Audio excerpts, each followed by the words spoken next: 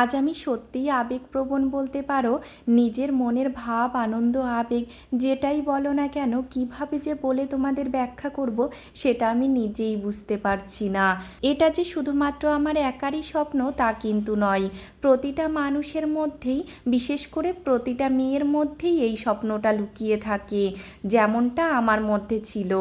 ভেবেছিলাম নিজে ইনকাম করে নিজের টাকায় একটা বাড়ি বানাবো। সত্যি বলতে সেই সুযোগটা এখনো পর্যন্ত হয়ে ওঠেনি, জানি না ভবিষ্যতে হবে কি না। তার আগেই কিন্তু বর সেই স্বপ্নটা আমার পূরণ করে দিল। তবে সেটা যে আমার নামে হবে সেটা কিন্তু আমি কোনো দিনই ভাবিনি, আর আমার জানাও ছিল না।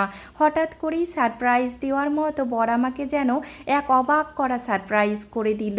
বলতে পারো এটা আমার জীবনের সব থেকে বড় সারপ্রাইজ।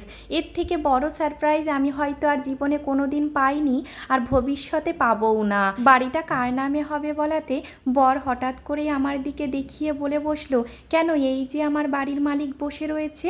আমি এদিক ওদিক সেদিক কিছুই বুঝতে না পেরে বরের মুখের দিকে ফ্যাল ফ্যাল করে চেয়ে রইলাম। সত্যিই কি এটা বলছে, না আমি কোনো স্বপ্ন দেখছি? একটা মানুষকে কতটা ভালোবাসলে আর কতটা বিশ্বাস করলে এমনটা করা যায় সত্যিই আমার জানা নেই। ভালোবাসা আমি যেন এই মানুষটার কাছ থেকে নতুন করে শিখছি।